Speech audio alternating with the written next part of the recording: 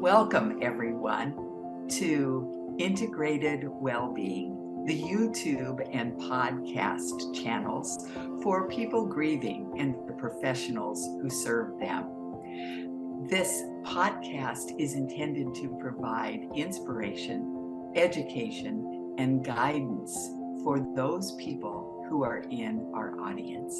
And today I would like to welcome my colleague and friend, Reverend Jean Bell.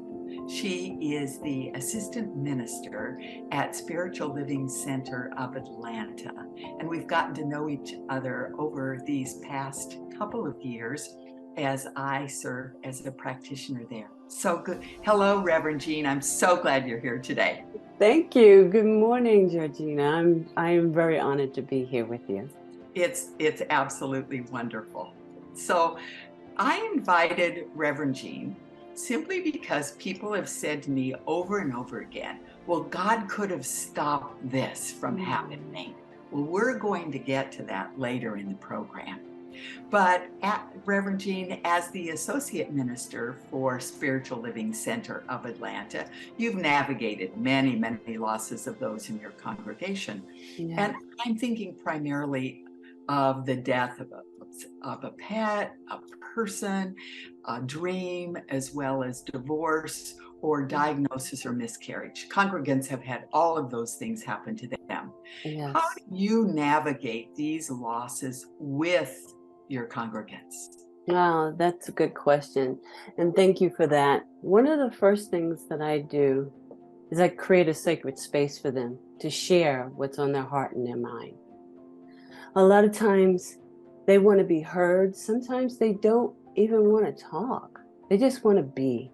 They want to be with someone that cares and that loves them. Mm-hmm. And so it really depends on where they are in that grieving journey. And as you know, there are many stages of grief. Sometimes it's just complete depression and sadness. Sometimes it's anger. Sometimes it is denial. So I have to meet them where they are. And by meeting them where they are, I have to get myself prepared. If I have any inclination from, when we first scheduled the appointment, at what point on that scale that they may be, I go within and I treat for myself. I pray for myself to be a vessel for them, to be comfort for them in any way that I can. And sometimes that's just listening and not trying to pre-think what to say to comfort them. Sometimes a hug and just love is enough.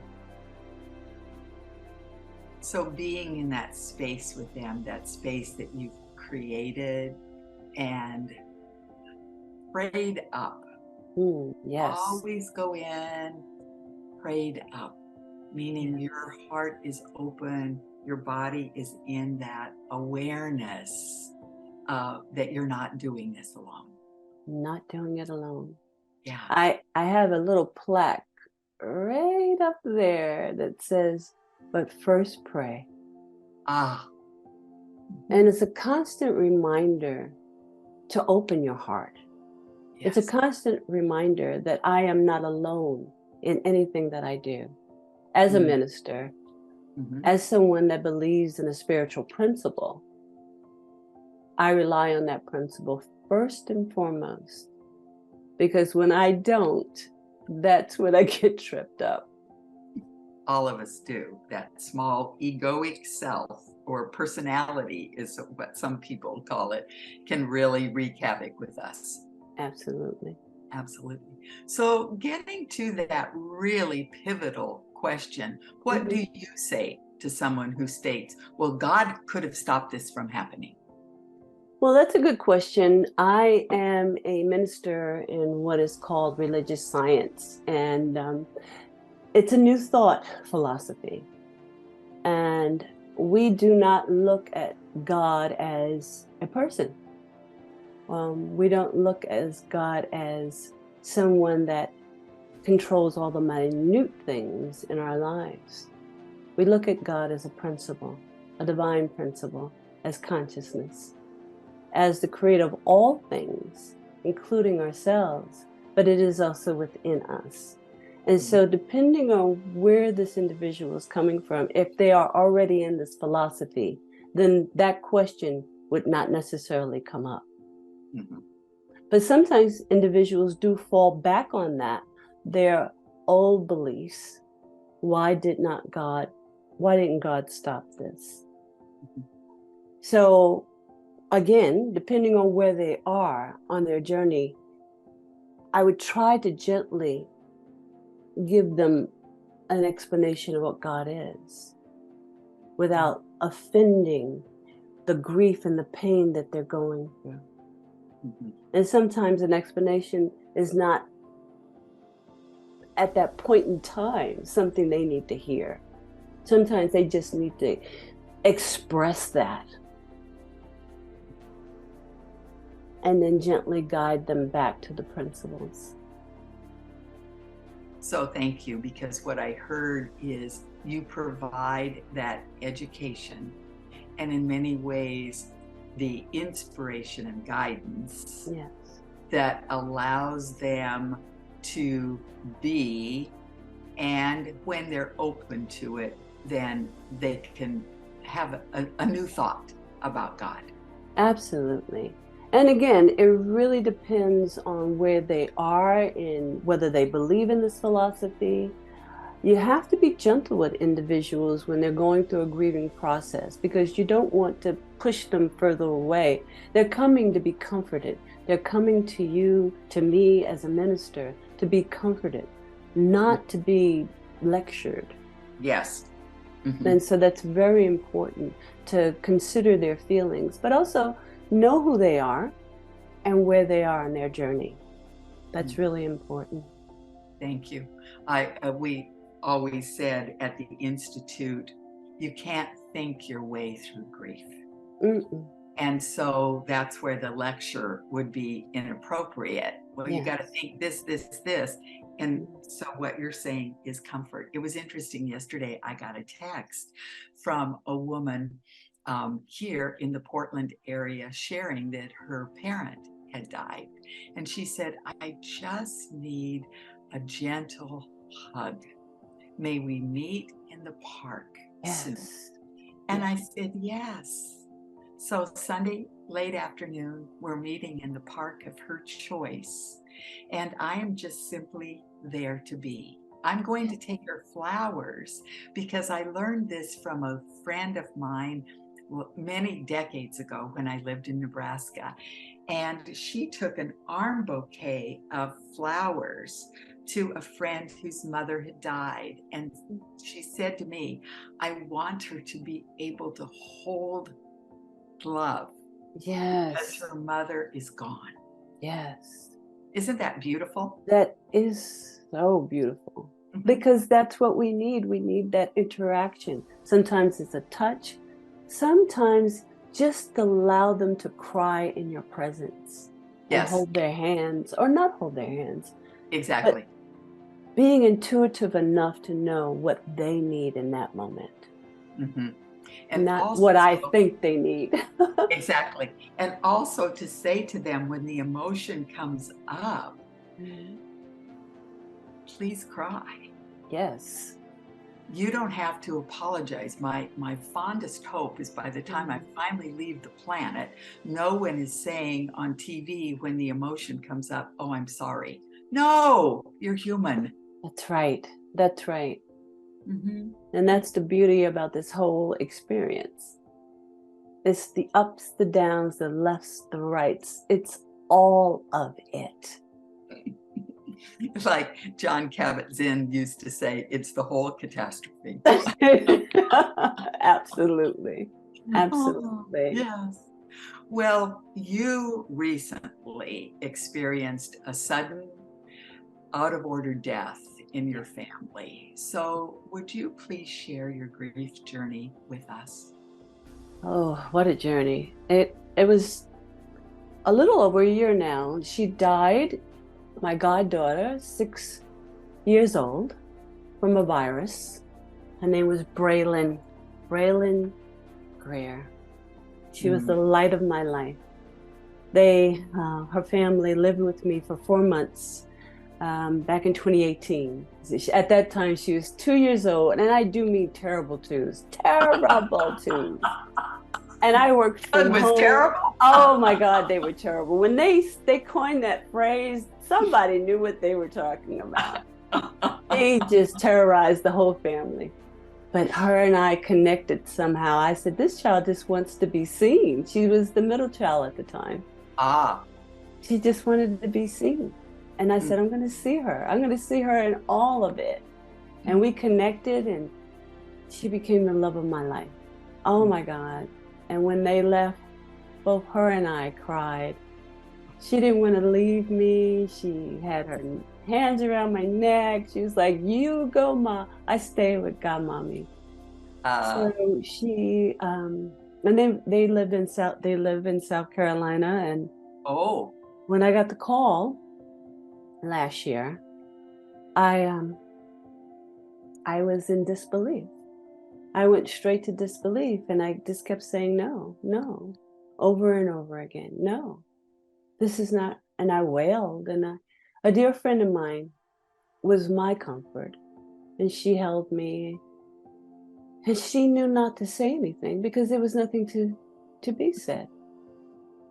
And as a minister, I didn't even have a God that I could blame in that sense because of what I believed. And I almost was jealous of individuals that could blame something outside of themselves.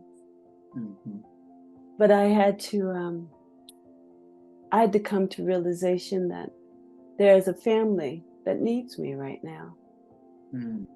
Even though I'm in pain, I can't even imagine what the mother and father must be going through.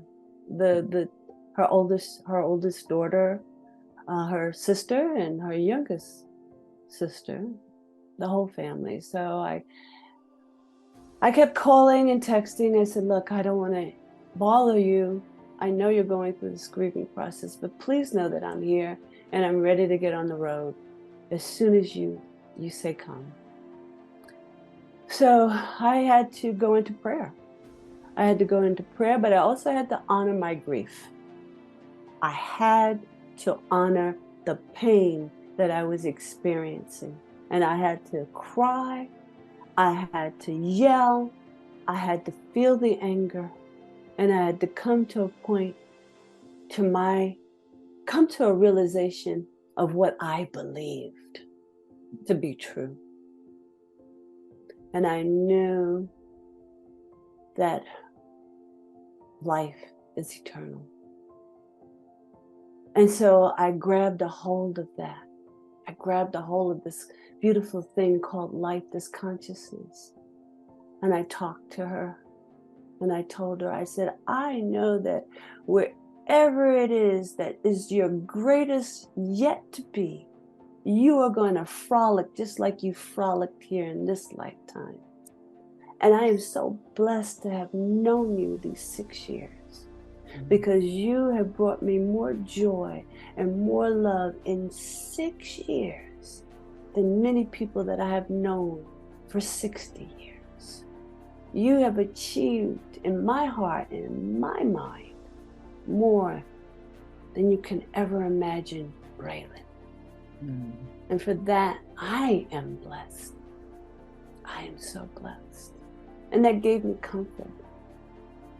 And she died on May 13th, and that was a Friday.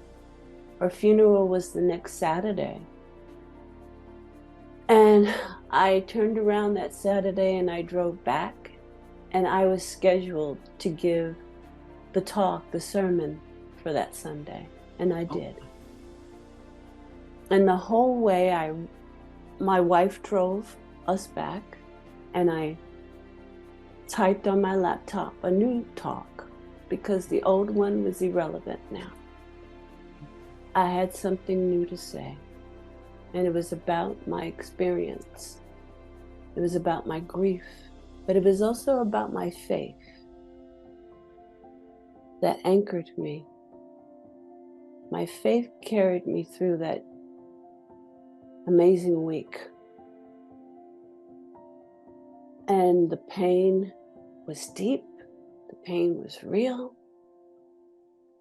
but also the joy and the remembrance of the light that that child was and eternally will be. And that's how I got through that. And I wanted to share that with my spiritual community, that there's a power in this universe that's greater than I am, and I can use it. And I did. I did. And I still do. Because I'm imagining you miss her and she comes to mind, and it's like, and she's not here. But every time I do, and every time I look at her picture,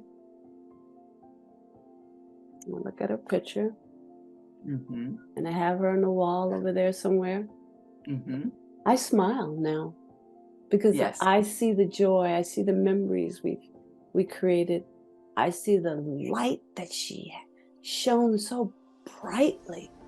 Yes. And yeah, sometimes I have remorse that I know that she could have been so much more on this earthly plane. But I know life is eternal, and wherever she ends up in this great thing called the universe, I know that she's still shining that light, shining that love, and shining pinkness all over the place. She loved pink, huh? Oh my goodness, to the point of the ad nauseum. Yes, she did. Oh, and I'm curious, what was the experience of the congregation that morning, that day, after you shared this profound life experience that you had had with them? Well, that month of May was quite taxing for me, because maybe a couple of days prior to that, to her death, my spiritual mentor had contracted COVID. Oh my. And she had a pre-existing condition. So when I found out that she was in the hospital and had been incubated and all these things, I went into prayer immediately. And she came around and was released from the hospital, but that gave me a scare because she was in her 80s. And then something else happened. So that was the third event, more or less. And so I was already prayed up from those things and praying for those individuals. Yes. And knowing a greater truth for them. And so when that happened, so when I gave the talk, I listed the other two things first. And then I told them what had happened a week ago. There was a collective gasp in the community. And so after the talk, a lot of them thanked me. They thanked me sincerely for being brave enough to get up there, just a week later, coming from the funeral the day before. And they said that they were deeply moved, but also deeply encouraged because of the grief that they have experienced in their lives and sometimes even still battled with. Yes. And that it was okay to be human. Because sometimes in the New Thought philosophy, individuals are always pushing things aside. Yes. To make an appearance of being spiritual. But that was not what Ernest Holmes meant by turning away from the parent or the condition. You have to move through things in order to rise above them or even get through them. But it doesn't mean not experiencing them. And he even said that you cannot pray away a broken bone. You must attend to that broken bone. And it's the same way with a broken heart. You must attend to it. Yes. And so that's the message that I gave, more or less. Mm-hmm. And Yes. then you had to attend to your broken heart as you moved through ministering to others. And did you have a special time every day where you grieved? How did you do that? To do the deep self-care and grieving and mourning that was yours? Meditation helped a lot. But also Okay. when I felt like crying, I cried. Good. I cried. Mm-hmm. And when I felt like being angry, I was angry. But I also realized that there was no one to be angry about. No one to be angry with, I should say. Sure.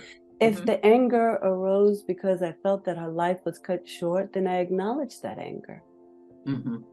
And by sometimes just being aware of those emotions helped to dissipate them.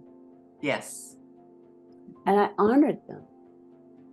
You know, and sometimes when I just felt like laying in the bed an hour longer and rolling back over and cry, I did.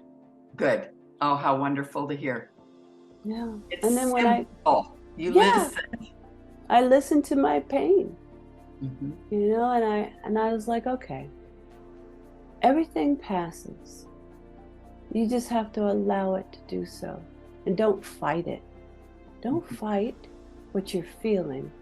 Don't fight your feelings. Acknowledge them. Mm-hmm. How beautiful is that? Oh, Don't fight your feelings, acknowledge them. What a gem for every single person listening today to take away. Thank you. You're welcome. Thank you. So what I'm hearing is that your grief journey was very mindful. You deeply listened to your body. You allowed your emotions, and you gave yourself that space and grace to be in grief. Yes. And I have an amazing partner that's loving and kind and would always check in, because sometimes I get in my head.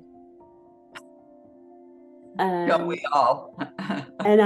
And she would remind me, where are you? What's going on in there?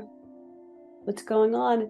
And I need time to find the words to match my feelings. I feel that sometimes the words are not necessarily readily available. And she would help me with that. Oh, what a gift. Yeah.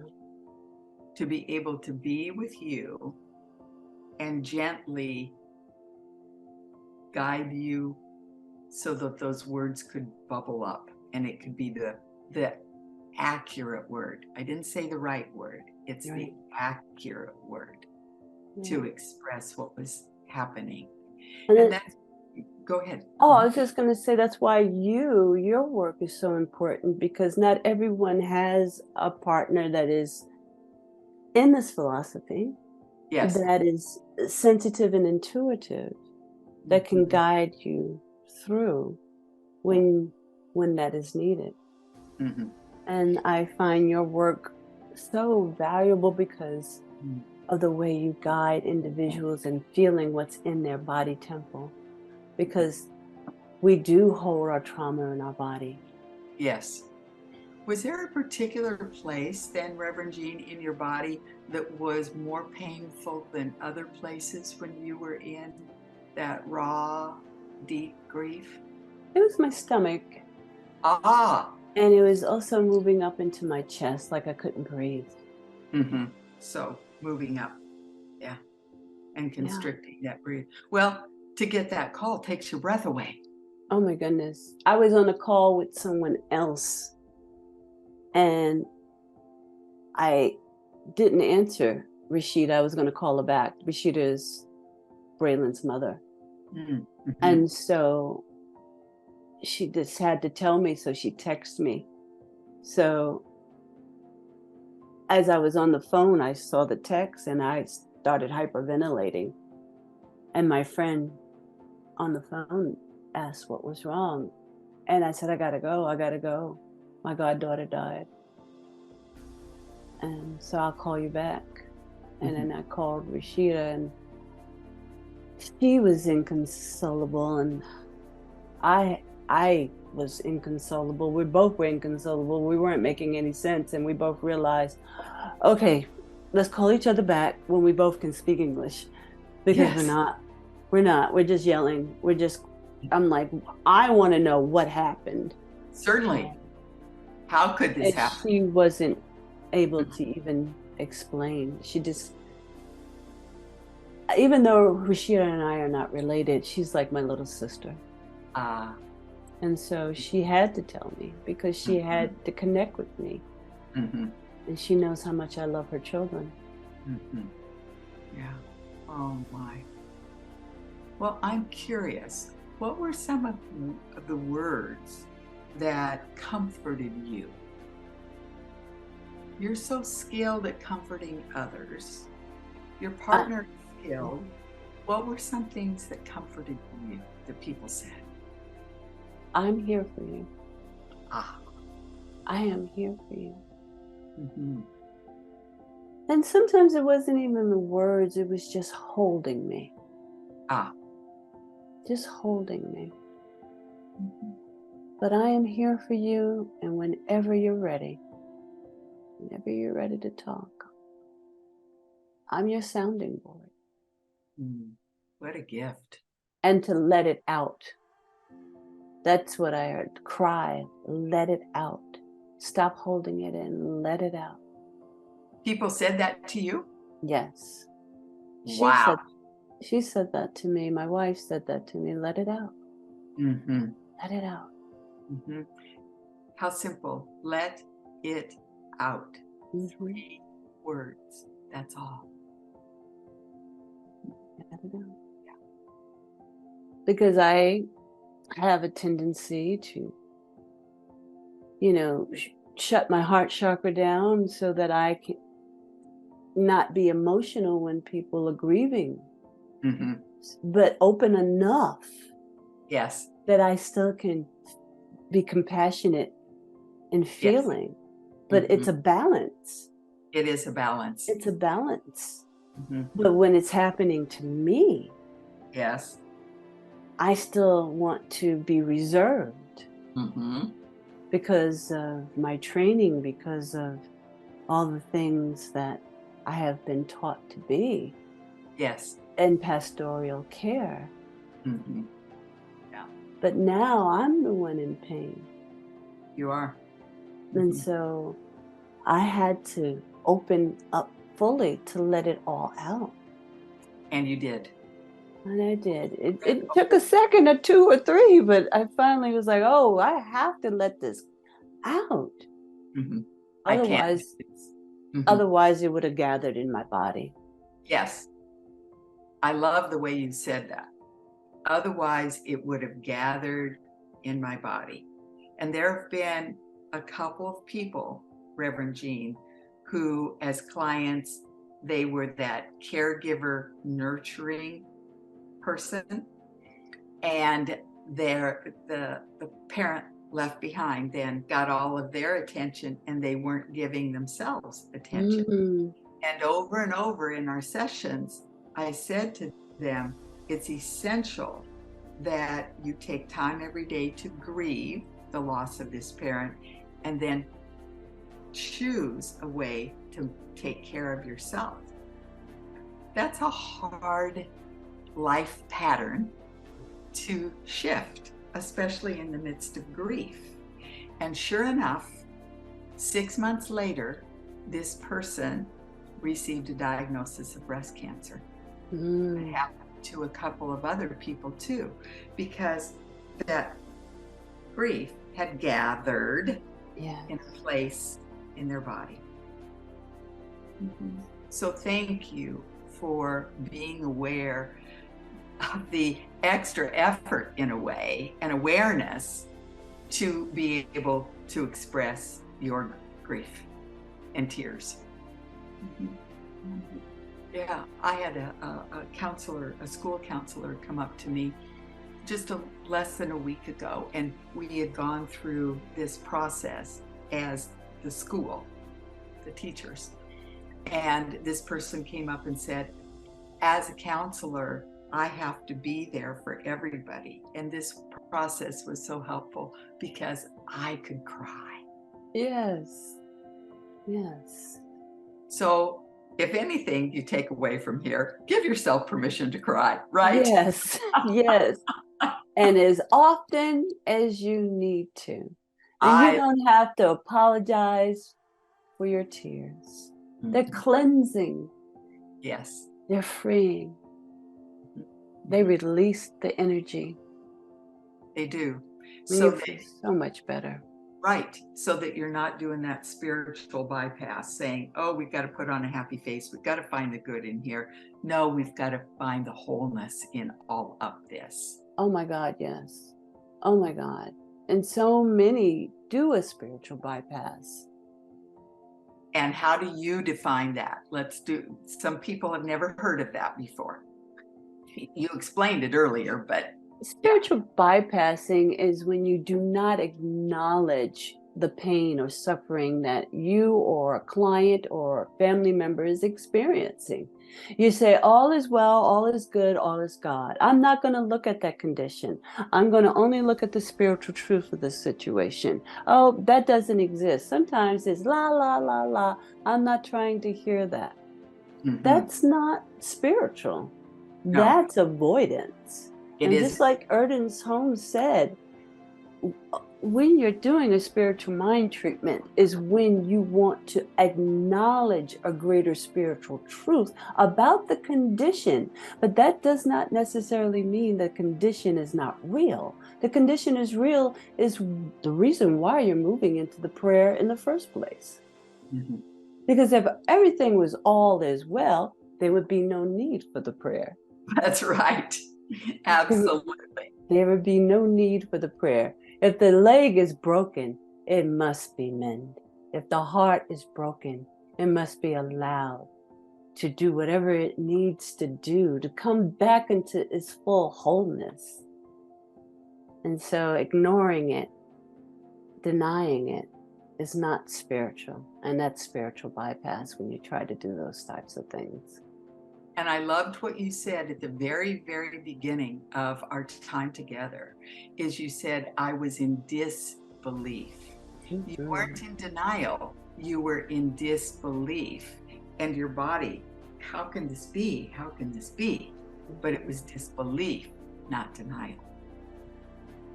It was total disbelief. Total. In fact, I found myself that whole week just shaking my head. I would just shake my head. It was like, it was like I was glitching. I was like, this is a bad dream. I'm glitching. It does not compute. How can mm-hmm. this be? I was mm-hmm. in total disbelief. Mm-hmm. Mm-hmm. But I knew it was real. Yes. There was some part of you that could feel that, but your brain was your grief brain was trying mm-hmm. to wrap the information into reality. And it didn't happen. So as our time together comes to a close, and this went way, way, way too fast, I'm curious, is there anything else you'd like to share with our audience? Oh, absolutely. If you are grieving and you don't know how to move through it alone, don't move through it alone. Find a beautiful counselor, find a minister, find someone that can help guide you through the process. And allow yourself to feel what you are feeling. Cry, let it out.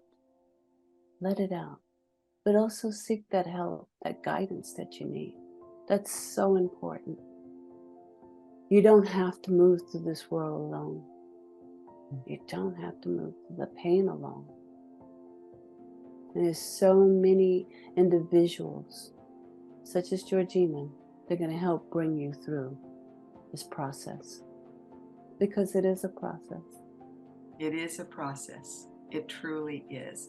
And I've had so many people say, I wouldn't have wished this on anyone. And I grew so much from this. I'm not the person I was. None of us are when we have big, significant losses and changes in our life. We're different. We are.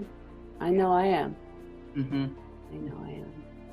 Thank you for the gift of your heart, your wisdom, your willingness, your vulnerability. This has been such a rich, rich time for me, Reverend Jean, and I'm imagining for every single person who watches this. So thank you so much. Peace and blessings to you. Peace and blessings to you.